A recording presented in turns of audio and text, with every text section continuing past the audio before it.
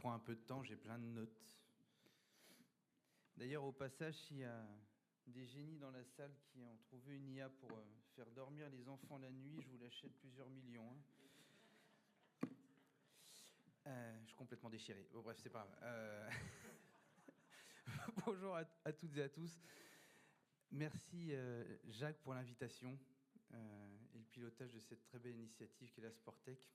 Merci à Business France de nous accueillir dans cet écrin. Monsieur l'ambassadeur, enchanté, cher Samuel.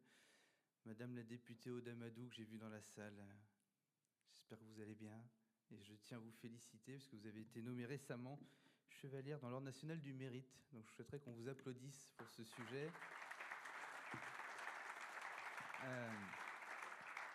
Vous avez été aussi rapporteur de la loi olympique. Donc c'est aussi un peu grâce à vous que tout ça s'est bien passé. Et oui, vous restez discrète, mais c'est foutu, dans tous les cas. Bref. Ce matin, alors on a parlé d'IA. L'idée, c'est de dresser et de rappeler dans quel mouvement on s'inscrit, sans faire un cours d'histoire, hein, parce qu'on n'est pas là pour ça. Là, je sais qu'il est quoi, champagne -10, c'est ça, un truc comme ça, ou jus de fruits, ça dépend de ce que vous buvez. Je vais essayer de ne pas être trop long. Et puis de dessiner des perspectives, on en discutait sur le sujet sportif. Alors, l'IA, c'est un truc qui est un peu vieux, hein, vous le savez. Première publication scientifique, 1943. Donc elle a un an de plus que Joe Biden à peu près sur le sujet. Donc c'est, oui, je sais, mais elle va mieux. Enfin, je sais pas. On va s'arrêter là. Mais il y a eu deux grands phénomènes depuis ces premières publications scientifiques. C'est d'une, l'avènement de la puissance informatique. Donc je ne sais pas si vous avez les idées des grandes masses, mais elle a été multipliée en 70 ans par 1000 milliards de milliards. Donc c'est pas une insulte du capitaine Haddock, c'est vraiment vrai.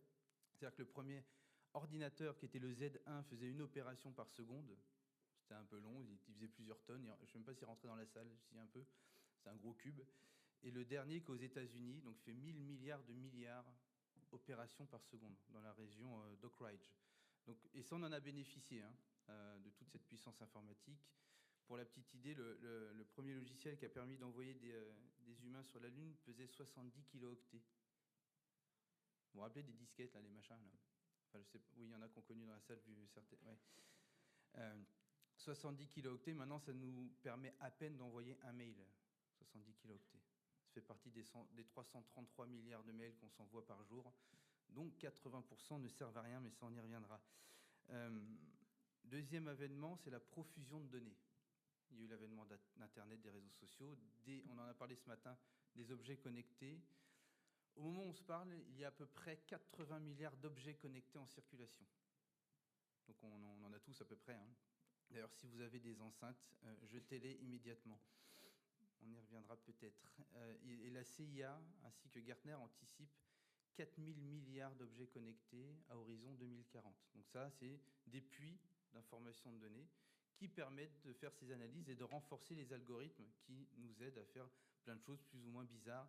Et ça aussi, on y reviendra tout à l'heure. Je vous donne des grandes masses, hein. C'est vraiment pour qu'on prenne conscience de ces sujets-là. Vous connaissez AWS ? Donc c'est la branche entre guillemets d'Amazon qui est un cloud provider qui héberge des données. Il y en a d'autres, hein. Il y a GCP, Google, il y a Azure chez Microsoft et Claranet en Europe. Donc ça, c'était un peu de plus beau passage, mais ça, c'est pas grave. Vous me pardonnerez. AWS a stocké en 2021 97 zétabytes de données. Vous voyez ce que c'est à peu près ? Non, moi non plus. Je leur ai demandé de me parler français. Ils m'ont dit, c'est simple. Tu prends un disque dur d'1 Tera que tu achètes à la FNAC, et pas sur Amazon, à la FNAC, vous le remplissez de données, vous en empilez jusqu'à la hauteur de la tour Eiffel, vous voyez à peu près, et vous multipliez par 18 millions. Ça, c'est un des 3 grands cloud providers. C'est énorme. Et quand vous prenez après les réseaux sociaux, tout ça, blablabla, ça fait que les algorithmes nous connaissent mieux que nos conjoints ou conjointes. Il suffit de faire 230 likes sur un réseau social, donc de copains d'avant, pour certains jusqu'à TikTok ou Snap, pour qu'on vous connaisse mieux que votre conjoint-conjointe, parce que nos comportements disent beaucoup plus de choses, et notamment dans nos recherches nocturnes, parce que toutes les recherches sont enregistrées, même si vous n'appuyez pas sur « rechercher », il faut le garder. Mais ce qui rappelle aussi la définition de l'IA. Nous, on est parti dans l'IA intelligence, un peu à la française, les Lumières et compagnie. Intelligence, c'est un faux ami. À la base, c'est comme dans la CIA, hein, c'est des renseignements automatisés. Donc c'est pour collecter des données et les faire parler. Il ne faut jamais l'oublier, parce que ça définit toute la suite. Ne vous inquiétez pas, je finirai sur du positif. Hein. Mais c'est juste pour qu'on rentre dans ce qui se passe, et notamment, c'est ce qui a permis d'avoir le sommet la semaine dernière. La dernière IA, pour finir dans les grands chiffres, a été évaluée à, et là on revient du coup dans l'intelligence, à 55 de QI, 155 de QI, pardonnez-moi. Grok qui va sortir dans quelques temps aura peut-être 157, 160 de QI.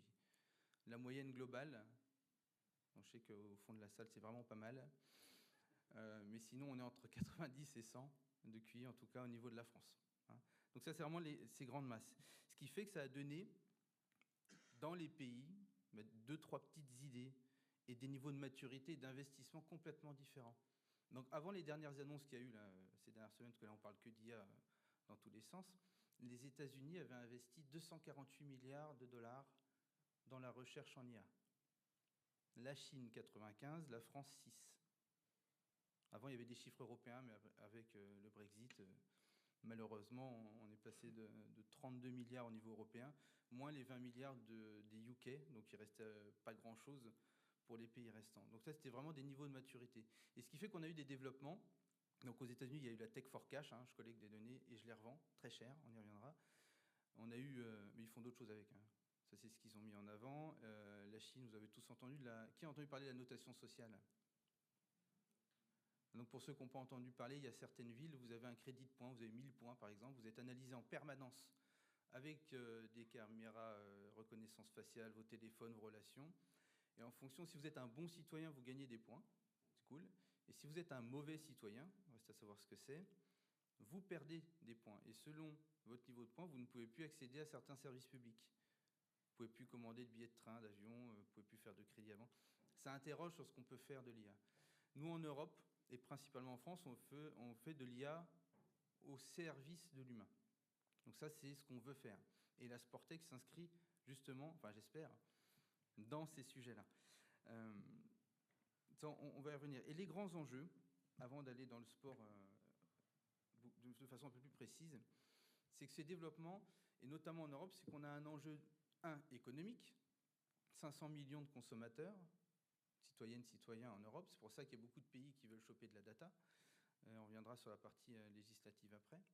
On a un sujet démocratique, 95% d'entre nous sont fichés, entre guillemets, chez des data brokers. Donc, c'est ceux qui collectent les données, qui les organisent. Et on peut avoir jusqu'à 5000 segments de données par personne. Description physique, les comportements, les achats, tout le bazar et compagnie. Même quand vous zoomez sur des photos, ils cherchent à savoir pourquoi on zoome sur les photos. Je vous interroge là-dessus. Faites gaffe. C'est pas un secret, mais faites gaffe. Il y a des sujets démocratiques qui sont très importants. On peut se faire manipuler assez facilement. Il y a vous prenez Google, hein, vous tapez au hasard Donald Trump sur Google, vous avez peut-être 10 milliards de pages indexées. Les plus tarés d'entre nous vont jusqu'à la page 3 pour se renseigner. Donc on prend 30 résultats sur des milliards. Qui les a classés ? On verra. Et il y a des études qui ont démontré qu'en fonction des articles, si vous prenez que des articles positifs ou que négatifs ou 1 sur 2, les intentions de vote peuvent passer de 30 à 70% pour candidat ou candidate. Donc l'intelligence artificielle mal utilisée peut amener à des choses un peu bizarres, et on l'a vu parce que l'histoire l'a démontré sur ces sujets démocratiques. Je vous promets, c'est positif à la fin. Mais je suis obligé de décrire la réalité. C'est mon job. Les sujets écologiques, on l'a évoqué tout à l'heure sur l'IA frugale. Pour l'instant, le numérique au sens large, c'est 4% des gaz à effet de serre. Si on monte à 4000 milliards d'objets connectés, on peut aller jusqu'à 30%. Donc c'est pour ça qu'il faut aussi investir en Europe, notamment dans la tech, parce qu'on a cette énergie qui est décarbonée. Et ça, c'est très important. Vous prenez même un exemple tout bête. Aujourd'hui, il n'y aurait pas assez d'énergie sur la planète si on faisait autant de requêtes dans le ChatGPT que sur Google par jour. Luc Julia, que vous connaissez tous, celui celui qui a inventé Siri, travaille aussi avec d'autres universités dans le monde, ont estimé que chaque requête qu'on fait sur ChatGPT, c'est une bouteille d'eau qu'on verse par terre pour nettoyer les serveurs. Donc il faut bien utiliser ChatGPT. Pensez-y à chaque fois. Parce que pour les recettes de cuisine, c'est sympa, mais on peut faire différemment. Oui, c'est positif à la fin, je le répète, parce qu'on a l'impression qu'on va loin. Mais on est obligé de parler de ces enjeux-là. On a un sujet technologique sur la cyber, et notamment les données de santé. J'entendais parler juste avant du Data Hub. Il faut qu'on en fasse. Il y a beaucoup de données très précieuses qu'il faut qu'on protège. Donc, je ne sais pas s'il y a des boîtes de cyber dans la salle ou pas. Aïe. Bon, la prochaine fois, on en intégrera. Parce que c'est ultra important. Ces données-là peuvent être vendues $800. C'est-à-dire un nom, un prénom et une donnée de santé, c'est $800. Ça peut être vendu 400 fois par jour de façon officielle ou non officielle. Si vous voulez faire un business, non, je ne vous ai jamais dit ça. Donc voilà, c'est pour ça qu'il faut les protéger, c'est pour ça qu'il y a autant de cyberattaques sur ces sujets. Donc vous avez vu les grands enjeux qu'on a. Et le dernier, au-delà de parler de l'emploi, c'est les enjeux physiologiques. Il y a des algorithmes qui nous manipulent un peu. On déverrouille notre portable en moyenne 221 fois par jour. Et des fois, on ne sait même pas pourquoi on l'a fait. Ça s'appelle une addiction.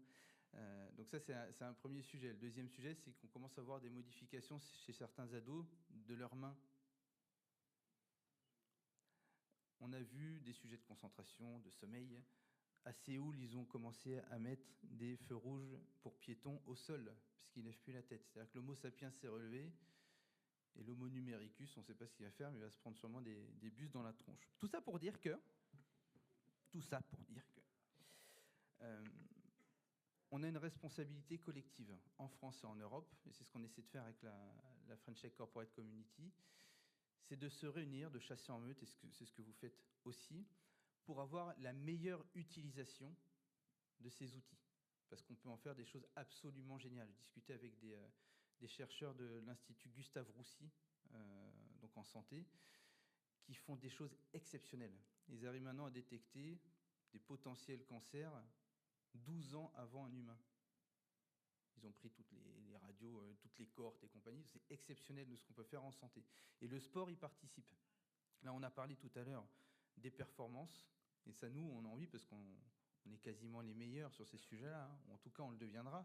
Le niveau sportif, l'INSEP, c'est un outil aussi exceptionnel. Si on l'allie avec les meilleures technologies, qui sont très souvent françaises, mais qu'on nous pique, on peut vraiment bouffer le monde sur ces sujets-là. Ça, c'est la première chose. On a parlé de l'anticipation, donc du prédictif et des blessures. Et moi, ce qui m'intéresse beaucoup, c'est la partie grand public, on en parlait. Comment faire en sorte d'utiliser ces algorithmes avec ces objets connectés.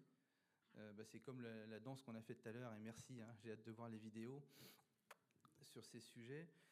On peut remettre l'humain au sport, par un petit pop-up, par des choses. On peut embarquer les entreprises sur ces sujets. Moi, depuis que j'ai une montre connectée, là, je marche beaucoup plus. On est bête, l'humain. Je n'ai pas fait mes 10 000 pas, je ne prends pas le métro, je ne prends pas la voiture, je ne prends pas le bidule. Donc ça, on peut faire. Il y a des enjeux de santé publique, il y a des enjeux de finances publiques au bout du bout. Le prédictif, curatif, vous connaissez ça par cœur. Et ça, je pense collectivement, on peut vraiment aller très loin sur ces sujets. Et des choses qu'on avait travaillées aussi avec Aude à l'époque et d'autres. Et aussi, je crois, Sylvie, on avait dû en parler à l'époque, Sylvie Lemot. C'est comment cette IA peut aider les bénévoles, les Françaises et les Français, pour leur faire gagner du temps, pour aller chercher des finances de façon automatisée. On peut avoir des choses assez exceptionnelles, parce que les bénévoles, c'est ce qui nous a ramené aussi ici, qui travaillent jour et nuit pour les gosses et compagnie, qui font les sportifs de haut niveau. Comment on peut mettre aussi des finances et de l'IA au service de ces bénévoles pour leur faire gagner du temps de vie et qu'ils puissent beaucoup plus se concentrer sur ces sujets-là. Donc en fait, on a énormément de choses à faire. Mais la seule chose, et la plus importante, c'est ce que vous faites, Jacques, à la Sportec, c'est de chasser en meute. Parce que, je vous ai dit, tout le préambule de la discussion, c'est pour dire que c'était la guerre partout sur l'IA. C'est vraiment la guerre. Les talents, on les a ici. On est les meilleurs en médecine. On a des coachs exceptionnels qu'on nous pique dans d'autres pays. On a des chercheurs en maths qui sont les meilleurs du monde. Et c'est eux qui font la tech aux États-Unis. Pourquoi ? Pourquoi? Parce que c'était des budgets de recherche à l'époque, hein. Quand on a discuté avec des chercheurs qui sont partis aux États-Unis, c'était assez simple. Vous avez un bac plus 8 ici, à l'époque, hein, ça a changé depuis. Vous étiez payé un peu plus que le SMIC, et sur vos 3 ans de postdoc, on vous demandait pendant 2 ans de chercher vos financements.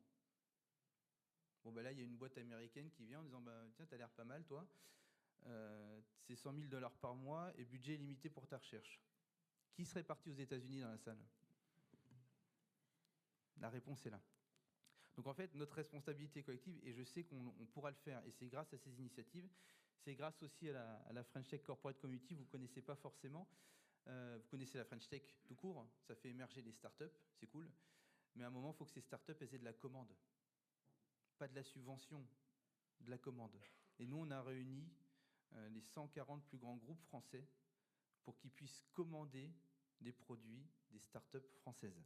Il y a eu un observatoire qui a été fait par la médiation des entreprises et Bercy l'année dernière qui a démontré que les boîtes françaises utilisaient 1,7% de leur budget du numérique pour les startups françaises. Donc on a un petit sujet à faire. Et ça, c'est vraiment collectif, hein. Je sais que Business France, on a travaillé à l'époque avec Laurent Saint-Martin sur ces sujets. Je sais que l'État est à nos côtés, parce que l'État est au board de la French Tech Corporate Community. Donc on travaille vraiment pour chasser en meute, parce que c'est ce qui fera le secret dans tous les cas de cette réussite. Les points de vigilance seront sur les fonds, parce qu'il y a beaucoup de fonds aussi étrangers qui viennent, et il y a des sujets là-dessus. Donc oui, pour faire émerger la tech, mais il faut faire attention à ce qu'elle ne parte pas et qu'elle ne desserve pas nos valeurs. Ça, c'est un premier sujet. Le sujet qui a été évoqué juste avant, c'est qu'on se rend compte aussi parfois que l'IA toute seule est meilleure que l'IA plus l'humain. C'est le cas de la médecine, dans certains sujets de la médecine. C'est-à-dire qu'il y a certains pays qui ont une loi un peu plus ouverte, qui seront beaucoup plus performants à l'avenir que nous. Donc il faut qu'on ait en tout cas une vigilance absolue sur une agilité législative. Donc, si vous connaissez des législateurs, il y en a dans la salle ou pas? Bon, on ira les voir après. Si vous en connaissez, n'hésitez pas à passer ces messages en permanence. Il faut que le cadre légal, et notamment, il y en a un qui s'appelle l'IA Act, tout le monde en a entendu parler ou pas? Ouais. Qui peut faire en sorte de freiner un tout petit peu l'innovation. Il ne faut pas que ça freine l'innovation, notamment pour la recherche et notamment pour les enjeux de santé publique sur ces sujets. On parlait de reconnaissance des émotions, c'est désormais interdit en Europe. Il faut faire attention à ces sujets-là. Voir comment on peut avoir des dérogations si ça sert la santé publique. Donc voilà, il y a tous ces sujets qu'on doit travailler ensemble. Mais dans tous les cas, on n'aura pas de limite, parce que space is the limit dans l'IA. Et la meilleure façon de prédire l'avenir, c'est de le créer, et ça, on le fera ensemble. Et c'est grâce à des initiatives comme la vôtre. Et c'est là où je vous remercie déjà pour l'invitation. Moi, j'y crois beaucoup à tous ces sujets, à partir du moment où on a un état d'esprit réellement collectif, en tout cas comme dans le sport. Donc, vive le sport, vive la tech, vive la République, et comme dirait l'autre, vive la France. Merci beaucoup.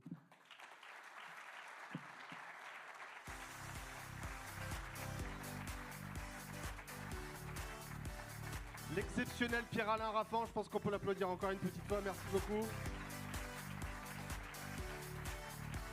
On arrive à la fin, je vais dire un tout petit mot déjà parce qu'évidemment un événement pareil ça demande beaucoup de travail, des gens qu'on voit pas, qui sont en régie, donc je vais appeler avec moi sur scène Claire Voyon, Jules et Léonore, je pense qu'elle va pas venir, elle va rester derrière au fond, et je vais appeler aussi Isabelle, je sais pas si elle est là dans la salle, qu'elle nous rejoigne sur scène si elle est là. Si elle n'est pas là, tant pis. Isabelle, c'est la patronne d'une structure qui s'appelle Olbia Experience, je ne dis pas de bêtises. Voilà, une structure événementielle. Elle est là, elle nous rejoint et elle nous a énormément aidés sur cet événement. Donc l'équipe des permanents que vous connaissez a priori tous et toutes.